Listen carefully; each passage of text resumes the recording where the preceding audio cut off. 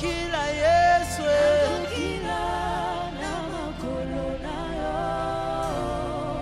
peux le faire, tu peux continuer à le faire.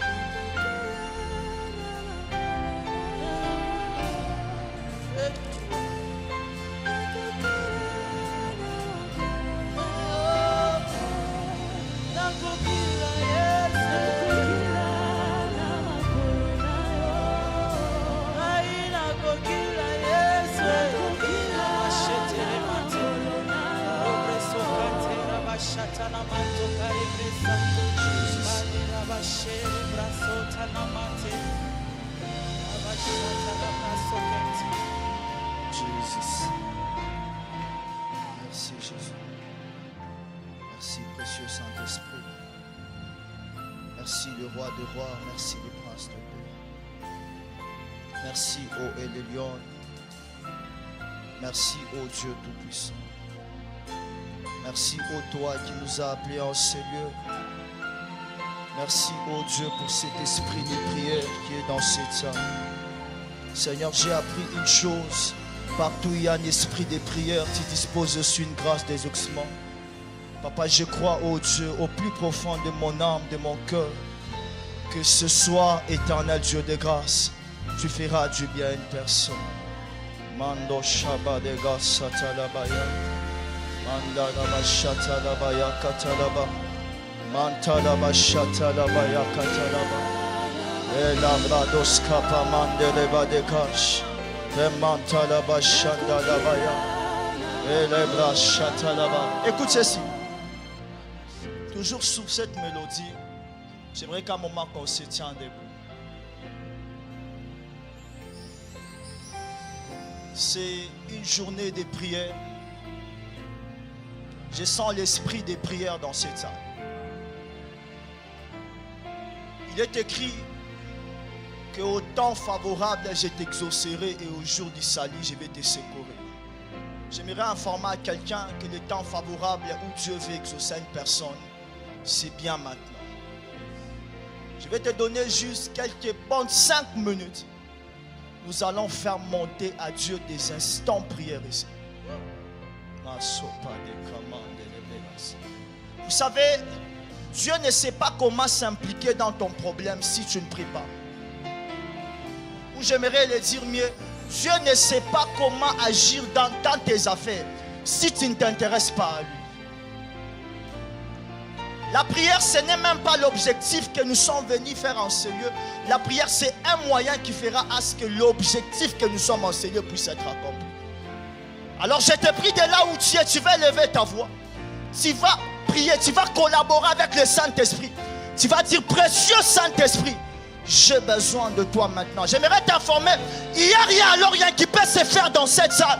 Ou il n'y a rien alors rien qui peut se faire dans ta vie sans passer par la voie du Saint-Esprit. Et j'aimerais dire ce qu'un homme de Dieu a dit du haut de cette chair un jour. Il a dit, depuis le jour de la Pentecôte, le Saint-Esprit agit horizontalement. Ça veut dire que le Saint-Esprit est sous la terre. Il est disponible si tu le désires. Il agit dans ta vie. C'est pourquoi de là où tu es, tu vas monter des instants prière. Élevons nos voix. Prie au nom de Jésus. Prie au nom de Jésus. Prie au nom de Jésus.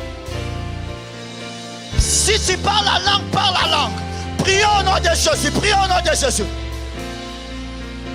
La ramanta la bashaba dega.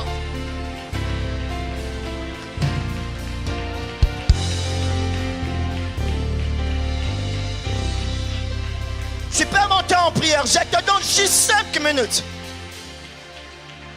Manda kataba katalaba shanda laba yakanda laba shata. Lebra katalaba shekatalaba. Toi qui es distrait, je t'appelle à te concentrer. Aujourd'hui, c'est toutes sortes de prières. Rien ne peut se faire dans cette salle. Rien ne se fera dans ta vie sans le Saint-Esprit. Malasona kamanda kata. Zikatarabak. Alléluia.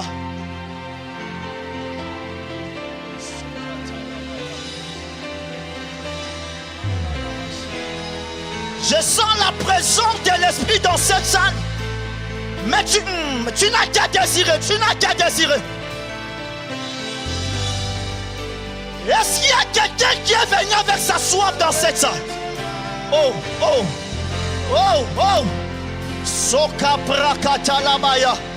Je sens l'esprit de gloire, l'esprit de gloire, l'esprit de gloire, le Dieu de gloire, le Dieu de notre Père est en ce lieu.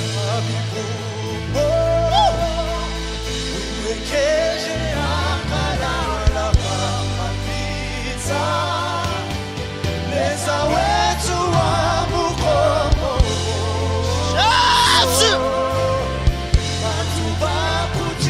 active ta soif. Parle à l'esprit, parle à l'esprit, parle à l'esprit. Shababababo, Shakatalabaya. Merci Saint-Esprit. Merci Saint-Esprit, merci Saint-Esprit.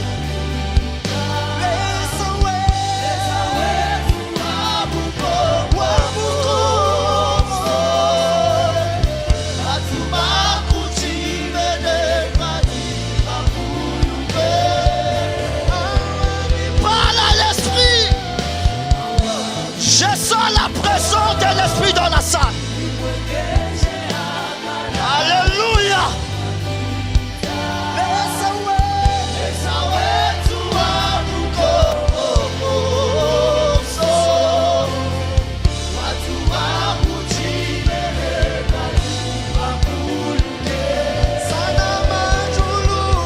Jésus. Parle à l'esprit, parle à l'esprit, parle à l'esprit, parle à l'esprit. Jésus.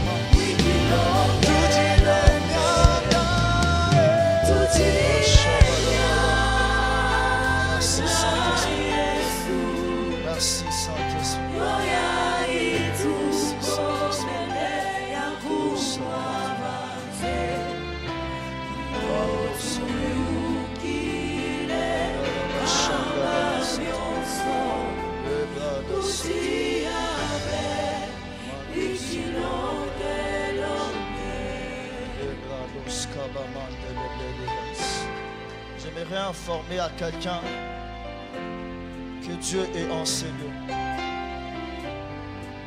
Dieu est en ces lieux. Et je sens ces vents de consolation se relever ce soir.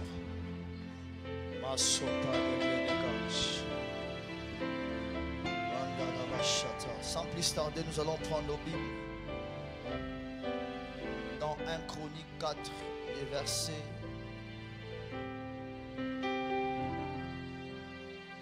versets 9 et 10. J'aimerais que tu gardes cet esprit de prière. J'exhorte dans moins de 20 minutes. On entre en prière. 1 Chronique 4, les versets 9 à 10, nous disons au nom de Jésus. Jaïbé était un homme plus honoré que ses frères. Sa mère lui a donné le nom de Jaïbé parce qu'elle avait beaucoup souffert en le mettant au monde. Verset 10. Jaébé a prononcé cette prière. Dieu d'Israël, donne-moi ta bénédiction. Augmente mes terres. Étends sur moi ta main protectrice. Éloigne de moi le malheur et la souffrance. Dieu a donné à Jaébé ce qu'il lui avait demandé. Que Dieu bénisse sa parole.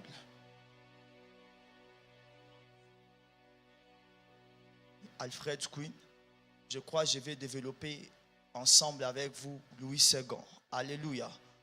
Avant que je puisse commencer mon exhortation, j'aimerais premièrement dire merci à notre papa de pouvoir encore nous donner cette chance, de pouvoir encore permettre que nous puissions nous tenir du haut de cette chair. Et aussi, j'aimerais aussi dire merci à Anko Moses pour le choix porté à notre personne, afin que je puisse me tenir du haut de cette chair pour te bénir. Alléluia. Alléluia. Alléluia. Cependant, j'aimerais aussi te dire, toi qui es là ce soir, que tu ne tireras pas d'ici. Amen. Alléluia. Et j'ai pris que le Dieu Tout-Puissant nous aide, afin que nous puissions parvenir à faire le pourquoi il a permis que nous puissions aussi se tenir du haut de cette chair. Je sens que je dois commencer mon exhortation par ceci. Vous savez, nous sommes dans une saison de grâce et de puissance. Autrement dit, ce que Dieu peut faire dans cette église, ou ce que Dieu peut faire dans cette saison ici à Mérès, il le fera par ces deux moyens. Par les moyens de la grâce ou par les moyens de la puissance. Qui veut dire personne, alors personne, j'aimerais dire personne n'a le droit de rater un moyen par lequel Dieu peut passer pour agir dans sa vie. Peut-être il peut agir chez l'autre par la voie de la grâce. Mais chez toi, il peut agir par la voie de la puissance. Et vous savez une chose, l'objectif même d'être dans la maison de Dieu, ou venir à l'église, ou être en ce lieu, ce n'est pas de prier. Ni moins encore l'objectif qui nous amène ici, ce n'est pas de chanter, de danser. L'objectif qui est cette ligne d'arrivée, c'est Dieu. Qui veut dire lorsqu'on vient ici, l'objectif qu'on doit avoir à nous, ce n'est pas d'abord de prier, mais c'est de se rencontrer avec le Dieu qui nous a amenés au Seigneur. Qui veut dire la prière, le chant, l'adoration, ce sont ces simples moyens que nous utilisons afin que nous puissions parvenir à atteindre notre objectif. Si on prend les livres de Luc, tu vas comprendre avec moi qu'il y avait un homme qui s'appelait Siméon. La Bible dit que cet homme était rempli du Saint-Esprit. C'était un homme piégiste.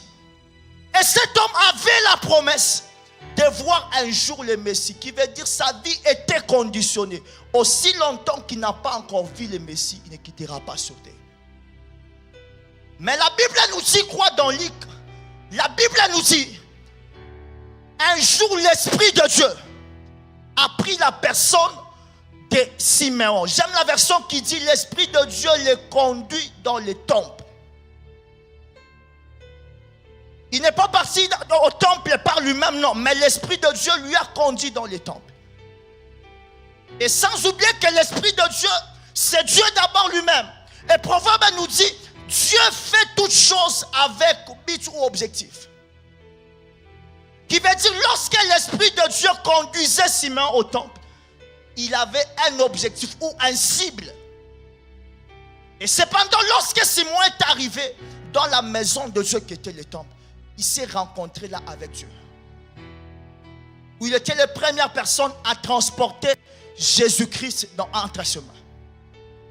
Donc l'objectif de l'Esprit, lorsqu'il a mené Siméon dans le temple, ce n'était pas seulement que Siméon va là-bas pour prier. Siméon va là-bas pour chanter, non. L'objectif était que Siméon puisse transporter l'enfant de Jésus qui était Dieu.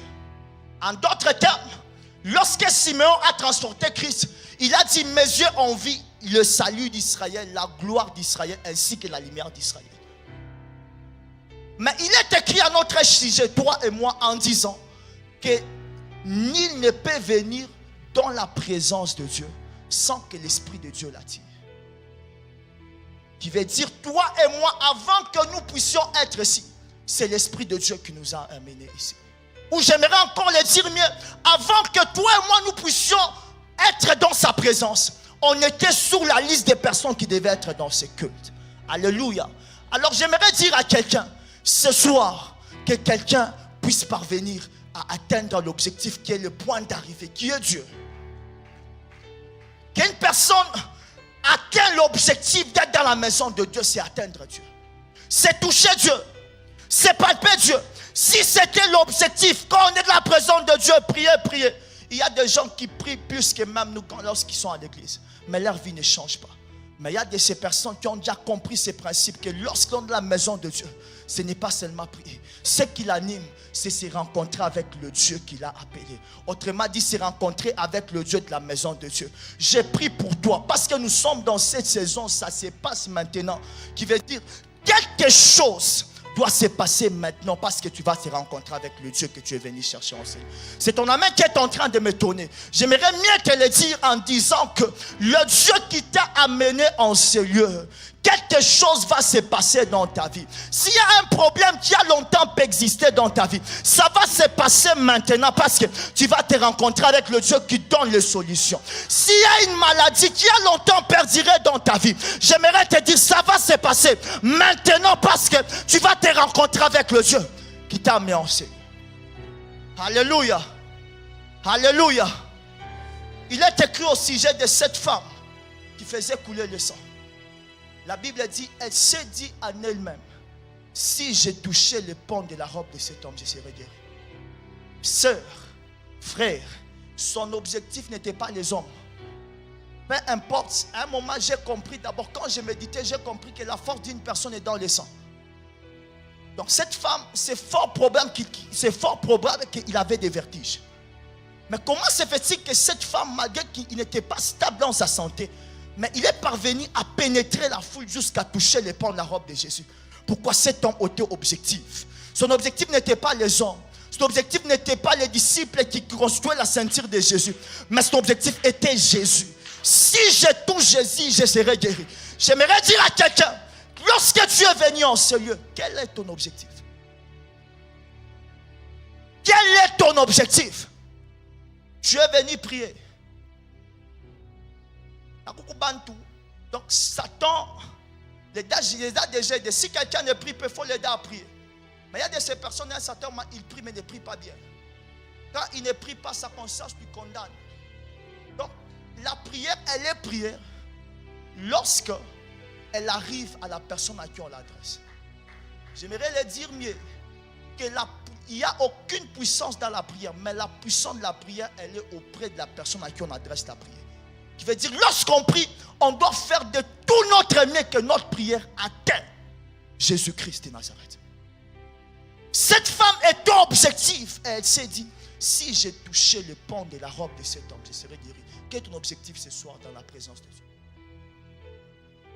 Alléluia. Alléluia. Ça va se passer maintenant. Si et seulement si tu as tenu la ligne d'arrivée qui est Dieu. Ça va se passer maintenant dans ta vie, si et seulement si tu parviens à toucher le pan de la robe de Jésus. Et l'histoire qu'on vient de lire, c'est l'histoire d'un homme qu'on appelle Jaébé. C'était un homme très considéré en Israël par ses frères. Et cet homme était de la tribu de Juda. La Bible dit, Jaébé, lorsqu'on l'a mis au monde, sa mère l'a donné le nom de Jaébé, qui veut dire souffrance ou douleur ou malheur. Pourquoi? Parce que les circonstances qui a donné naissance à Jaébé étaient des circonstances de douleur et de malheur. Et autrement dit, spirituellement, la mère de Jaébé a pris des forces négatives. Elle a posé dans la vie de Jaébé. Arrivé à un certain moment de la vie de Jaébé, la Bible est en train de dire, elle a commencé à expérimenter la douleur, la souffrance, les malheurs. Et ce qui devient plus intéressant dans ces versets, on nous dit, Jaébé était de la tribu de Juda. Jaébé, c'était une personne, ce jeune homme, qui faisait partie de la descendance de Juda. Et sans oublier dans Genèse 45, que Juda, c'est l'une des tribus qui possédait des promesses ou des prophéties de la royauté. Des prophéties de la grandeur. Des prophéties d'élévation. Jacob, lorsqu'il bénissait Juda, il a dit à Juda, Juda, tu recevras les célébrations de tes frères. Ta main sera sur la nuque de tes ennemis. Le sceptre de la royauté ne quittera pas ta tribu. Donc Juda, c'était l'une des tribus qui possédait l'onction royale. Mais Jaébé, qui devait hériter de ses paroles, Jaébé a commencé à expérimenter la douleur. Et j'aime bien, au verset 10, la Bible dit, Jaébé invoqua le Dieu d'Israël. Pourquoi je me suis posé la question, pourquoi Jaébé n'a pas prié Dieu? La Bible a utilisé le terme invoquer. Invoquer veut dire tout simplement appeler. Jaébé s'est mis à appeler le Dieu d'Israël. Comme je t'ai dit, l'objectif dans la maison de Dieu, c'est Dieu. Jaébé s'est mis à appeler le Dieu d'Israël. Les mots appeler, dans un contexte spirituel, je pars un peu vite. Lorsqu'on parle de mots appelés, si quelqu'un t'appelle, autrement, il va tout simplement te dire de changer de camp. Parce que lorsque Dieu a appelé le père Abraham, il lui a dit de quitter. L'appel d'Abraham est accepté, c'est lorsqu'Abraham a accepté de quitter, donc de changer de camp. Autrement dit, lorsque Jaébé appelait Dieu, invoquait Dieu, Jaébé disait autrement à Dieu, change d'abord de camp. Jaébé disait autrement à Dieu, que la terre monte un peu, que le ciel descend. Et la Bible dit, Jaébé n'a pas invoqué n'importe quel Dieu. Jaébé a invoqué le Dieu d'Israël. Pourquoi le Dieu d'Israël? Parce que c'est le Dieu qui avait donné les promesses à sa tribu qui était Juda. Autrement, qu'est-ce que Jaébé a fait? Jaébé a demandé à Dieu, Seigneur, change d'abord de camp. Viens voir ma situation par rapport à ce que tu avais promis à mes pères. Frères et sœurs, j'aimerais te dire et finir. Je ne connais aucune personne qui a invoqué le Dieu de la Bible et sa vie restait le même. Je ne connais aucune personne qui a appelé Dieu et sa vie restait le même. Or, lorsque nous lisons Jérémie 33:3, qu'est-ce que la Bible dit? Invoquez-moi, je vous répondrai. Je vous montrerai les choses cachées et des grandes choses. Jérémie 33:3, invoquez-moi, je vous répondrai. Dieu nous rassure que lorsqu'on va l'appeler, il va d'abord faire quoi? Nous répondre. Après avoir nous répondu, il dit, il va nous annoncer des grandes choses. J'essaie un peu d'ouvrir une parenthèse ici. La personne qui sait appeler Dieu devant n'importe quelle situation, Dieu finit toujours par lui répondre. Ce n'est pas tout. Qui veut dire, lorsqu'il change de camp, il devient à ton camp. La Bible dit, il va t'annoncer de grandes choses. On n'annonce pas de grandes choses à un petit. Qui veut dire, peu importe ton niveau, ton standard de vie, si tu développes la vie d'invoquer Dieu, la vie d'appeler Dieu, la première des choses, il va te communiquer la nature de la grandeur. Alléluia. Parce qu'il dit, je vais t'annoncer de grandes choses. Peu importe ton problème, si ton problème est grand, Dieu va t'élever à un niveau que tu commences d'abord à voir ton problème petit. Autrement dit, Dieu fera ce que ton problème puisse fléchir au devant de toi. Alléluia. Alléluia. C'est pourquoi ce soir, mon exhortation était tout simplement Dieu. Nous allons invoquer Dieu comme Jaébé. Tu définis comment Dieu dans ta vie. Tu les définis comment Dieu dans ta vie. J'aime bien ce que Job est en train de dire. Qu'est-ce que Job est en train de dire? Job dit, connaissais-tu les lois de Dieu qui règle son pouvoir sur la terre?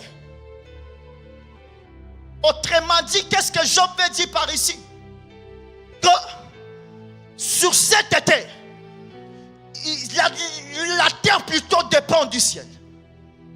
Et la terre subit les lois du ciel. Et j'aimerais te dire, la Bible nous présente qu'il existe tout simplement 3 cieux. Mais le premier ciel n'a pas vraiment d'impact sur nos vies. Je dirais qu'il existe 2 cieux.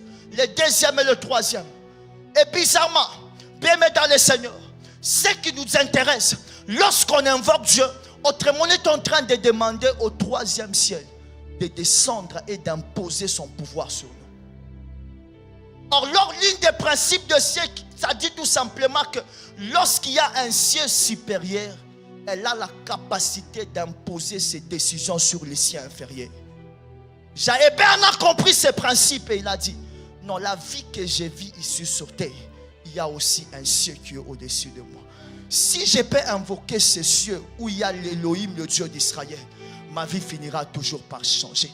Alors Jaébé dans ses prières, qu'est-ce qu'il dit? Jaébé disait à Dieu, Seigneur, si tu me bénis. L'une des traductions qui définit aussi la bénédiction de Dieu, c'est créer. La personne qui demande à Dieu, Seigneur, bénis-moi, on te me dit à Dieu, crée certaines choses dans ma vie. N'est-ce pas qu'il est écrit dans Romains que notre Dieu appelle les choses qui n'existent pas à l'existence comme si ça existait. Peut-être tu es dans cette salle, tu as besoin du travail, tu ne sais pas par où commencer. Mais j'aimerais te prier que ce soir, nous allons invoquer le Dieu qui va créer un travail dans ta vie. Petit en ce lieu, tu as besoin d'un enfant. Tu ne sais pas comment, tu es parti à gauche, à droite pour en chercher une solution. Mais j'aimerais que nous allons demander à Dieu de te donner cet enfant. Alléluia. Alléluia. Alléluia. Tiens-toi debout, on va prier. Tiens-toi debout, on va prier. Tiens-toi debout, on va prier.